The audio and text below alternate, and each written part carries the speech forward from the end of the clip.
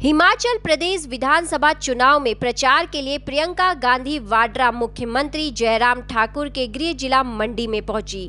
प्रियंका गांधी ने इंदिरा गांधी और सरदार वल्लभ भाई पटेल को मंच पर श्रद्धा सुमन अर्पित किए। इसके बाद गुजरात मोरबी में हादसे पर दुख जताया व मृतकों की आत्मा की शांति के लिए मंच पर ही मौन श्रद्धांजलि दी। प्रियंका गांधी ने कहा, मैं मंडी पहुंचकर बाबा भूतनाथ के दर्शन किए, अच्छा लगा। प्रियंका ने प्रत्याशियों का परिचय करवाया। प्रियंका ने कहा, सरदार वल्लभ भाई पटेल और इंदिरा गांधी ने देश को जोड़ने का काम किया। इंदिरा का हिमाचल से प्रेम व स्नेह का रिश्ता था। गांव-गांव में मेरी दादी की बातें होती हैं। उनके गुजरने के बाद देश की राजनीति बदल गई।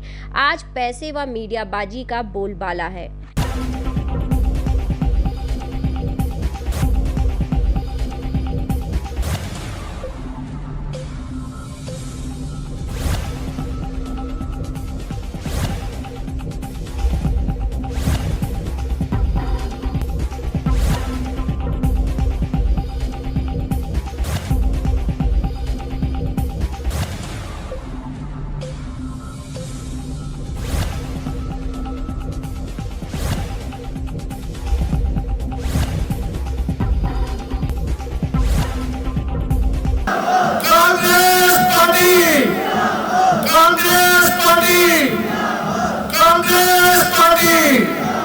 धन्यवाद। बहनों और भाइयों, आज मेरा सौभाग्य है कि मैं बाबा भूतनाथ जी के मंदिर में गई, मैंने दर्शन किया। जाते वक्त मैं देख रही थी कि आप सब यहाँ पे बैठे हैं और काफी धूप भी है। आपने इतना इंतजार किया, इसके लिए मैं आपकी बहुत बहुत आभारी हूँ। भूपेश बघेल जी, प्रतिभा सिंह जी, मुकेश अग्निहोत्री जी, सुखविंदर सिंह सुक्खू जी, प्रताप सिंह बाजवा जी, श्री कौल सिंह ठाकुर जी, श्री सोहन लाल जी, प्रकाश चौधरी जी, चंपा ठाकुर जी, चेतन ठाकुर जी, चंद्रशेखर जी, पवन ठाकुर जी, सुरेंद्र ठाकुर जी, नरेश चौहान जी, महेश राज जी और यहाँ पर उपस्थित तमाम कांग्रेस के नेतागण, वरिष्ठ नेता और आप सब कार्यकर्तागण, आप सबका इस सभा में बहुत बहुत स्वागत।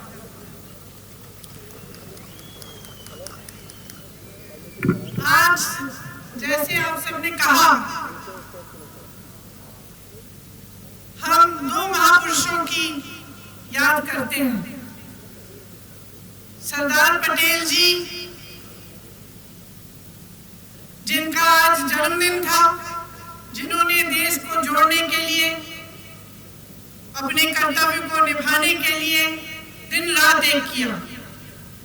और इंदिरा जी, जो मेरी दादी जी थी, आज उनकी शहादत का दिन है। देखिए, मैंने अपने पिछले भाषण में भी बोला सोलन में कि हिमाचल प्रदेश के साथ, और मैं कहूंगी कि देश के साथ, इंदिरा जी का एक आध्यात्मिक रिश्ता था, प्रेम का रिश्ता था, समर्पण का रिश्ता था, कर्तव्य का रिश्ता था और एक बहुत गहरा ऐसा रिश्ता था जो आजकल आज की राजनीति में कम ही दिखता है। अगर आज उनकी शहादत के 40 साल बाद भी अगर मैं यूपी के किसी छोटे गांव में जाती हूँ, जहां आज के आधुनिक समय में भी पहुंचना मुश्किल होता है, और वहां मुझे कोई मिलता है जो कहता है कि दीदी आपकी दादी आई थी, हमने उनके लिए यहाँ पे खीर बनाई, आपके लिए भी वही खीर बना के हम आपको देना चाहते हैं। या हिमाचल के किसी गांव में मैं जाती हूँ तो कोई कहता है कि हमने आपकी दादी जी को देखा था, और आदर के साथ, प्रेम के साथ ये बातें कही जाती है। तो ये क्यों है, मैं आपसे पूछना चाहती हूँ, क्या खासियत थी इंदिरा जी में कि आज 40 साल बाद भी देश भर में उनके प्रति सम्मान, आदर की भावना है। उनके गुजर जाने के बाद देश की राजनीति बहुत बदल चुकी है। आप सब मुझसे अच्छी तरह जानते हैं, आज की राजनीति में पैसों का बोलबाला है, स्वार्थ का बोलबाला है, मीडियाबाजी होती है, झूठे वादे किए जाते हैं। लेकिन उस समय इंदिरा जी के समय ऐसा नहीं था। इसीलिए आज भी जब देशवासी उस समय को देखते हैं तो उनके मन में इंदिरा जी के प्रति आदर है, सम्मान है। जब हिमाचल बना, इंदिरा जी आई थी शिमला, उन्होंने भाषण दिया, बर्फ पड़ रही थी, फिर भी आप सब, शायद आप में से कोई है जिनके दादा दादी नाना नानी उस समय थे, खड़ी रही जनता उनकी बातों को सुनने के लिए। जो विश्वास उनके बीच और जनता के बीच में था वो टूटा नहीं। उस समय शायद आप जानते नहीं होंगे, लेकिन देश में माहौल ये था कि लोग कह रहे थे कि ये प्रदेश बना रहे हैं, ये प्रदेश चल नहीं पाएगा, चलाने के लिए पैसा नहीं है। ये आपको गर्व होना चाहिए इस प्रदेश पर और अपनी परंपराओं पर। जब आपको कहा जाता है कि परंपरा बदलिए तो मैं इससे सहमत नहीं हूं, और इसकी एक वजह है। मैंने आपसे कहा कि आज की राजनीति बदल चुकी है। आज की राजनीति में स्वार्थ बहुत देखा जाता है। कई नेता ऐसे होते हैं जो आपके सामने आकर कुछ बोल लेते हैं, लेकिन उसका कुछ मायना नहीं। 5 साल सरकार बदले, इससे नेता सीखता है, इससे नेता को समझ में आता है कि मेरे 5 साल हैं, या तो मैं करके दिखाऊं या मुझे खदेड़ा जाएगा। और ये एक बहुत अच्छी परंपरा है बहनों और भाइयों, इसको मत बदलो, नुकसान आप ही का होगा। और मैं कहना चाहती हूँ कि आपकी भी परंपरा है पुरानी। 1862 में भी यहाँ पे एक वजीर होते थे नरोत्तम, उनका शासन था, बहुत लगान वसूलते थे, जनता का हक मारते थे, मदद नहीं करते थे। जब कोई दुखी होता था, संकट आता था किसी पे, आपने उनको उस समय हटा दिया। तो आज की राजनीति में तो और भी महत्वपूर्ण बात है कि आप अपने अनुभव पर चलिए, आप सोच समझकर अपना वोट डालिए। आप ही देखिए कि 5 सालों में आपके लिए किया क्या।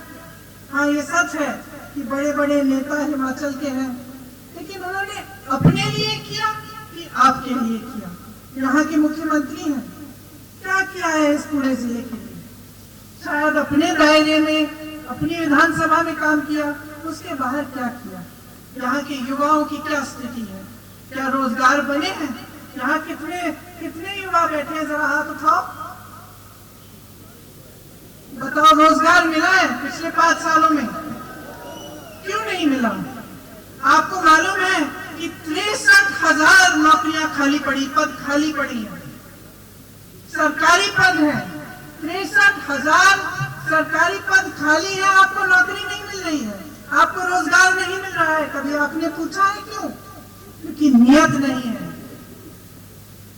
आपके लिए सेना की भर्ती को देखिए, अग्निवीर ले आए।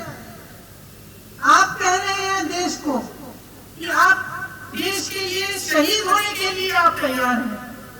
आप कह रहे हैं आप जाके सरहद पे खड़े होंगे हमारे लिए, और ये सरकार कह रही है कि ठीक है, आपको ना पेंशन मिलेगा, आपको ना कोई रैंक मिलेगा, 4 साल बाद आप घर लौट जाओ। ये हालात है कि हर भर्ती में घोटाला है, चाहे यूनिवर्सिटी के शिक्षकों की भर्ती में घोटाला है, चाहे पुलिस की भर्ती में घोटाला है। तो क्या किया है नौजवानों के लिए? वही नौजवान जो इस प्रदेश को बनाने वाले नौजवान हैं, जिनका भविष्य इस प्रदेश से जुड़ा हुआ है, देश से जुड़ा हुआ है।